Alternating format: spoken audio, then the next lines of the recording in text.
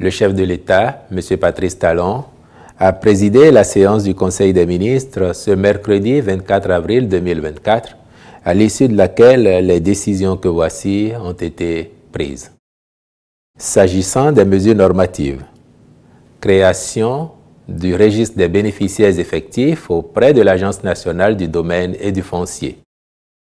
Il ressort de différents rapports de structures spécialisées, aussi bien nationales qu'internationales, dans la lutte contre le blanchiment de capitaux et le terrorisme, que le secteur de l'immobilier et du foncier est le plus susceptible de servir à investir de l'argent illicitement gagné.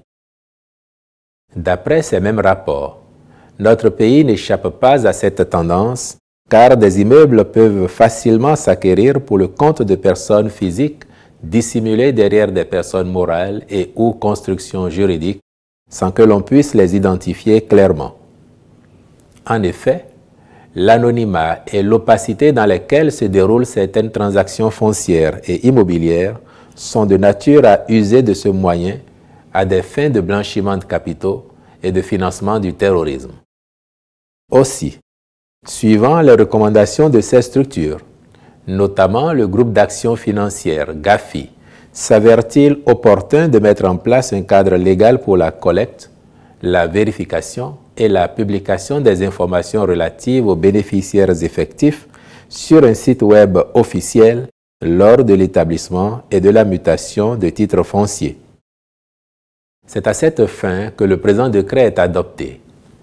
Il consacre la création, auprès de l'Agence nationale du domaine et du foncier, du registre des bénéficiaires effectifs dans le secteur de l'immobilier et du foncier. Le ministre de l'Économie et des Finances prendra les dispositions nécessaires à sa bonne application. S'agissant des communications, mission d'études complémentaires relative à la réalisation d'un système d'épuration des eaux usées domestiques à Ganvié. Dans le cadre de l'exécution d'une précédente mission sur le même objet, il a été demandé de procéder à l'analyse du dossier d'avant-projet détaillé réalisé par la société prestataire. Il en ressort les constats suivants.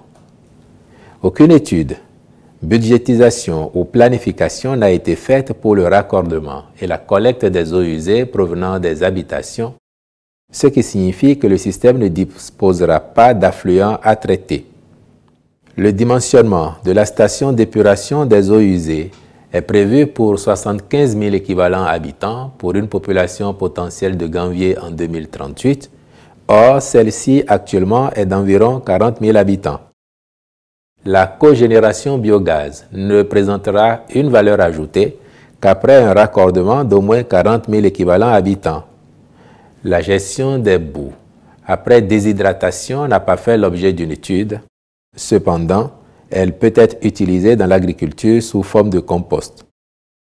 Au regard de ces constats, il est recommandé qu'une étude complémentaire au dossier d'avant-projet détaillé soit réalisée et prenne en compte le raccordement, la collecte, de même que le traitement des eaux usées.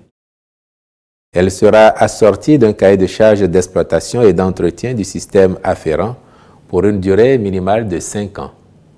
C'est dans ce cadre que le Conseil a marqué son accord pour la présente mission et instruit les ministres concernés de veiller à sa bonne conduite.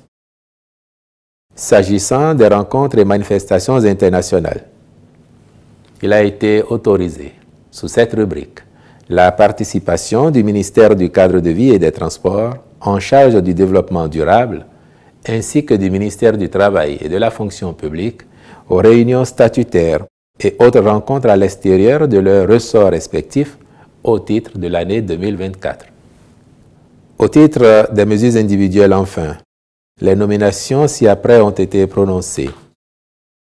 À la Cour des comptes, en application de la loi organique sur la Cour des comptes, sont désignés membres du Conseil supérieur des comptes par le président de la République, messieurs Kadi Agbede, titulaire, Bios Sourokou, suppléant, par le président de l'Assemblée nationale, messieurs Adolphe Djima, titulaire, Christophe Éric Ponty-Camou, suppléant. Au ministère de la décentralisation et de la gouvernance locale, Deuxième chargé de mission du préfet du département du Koufo, M. Ernest G.C. Baudrenou, je vous remercie.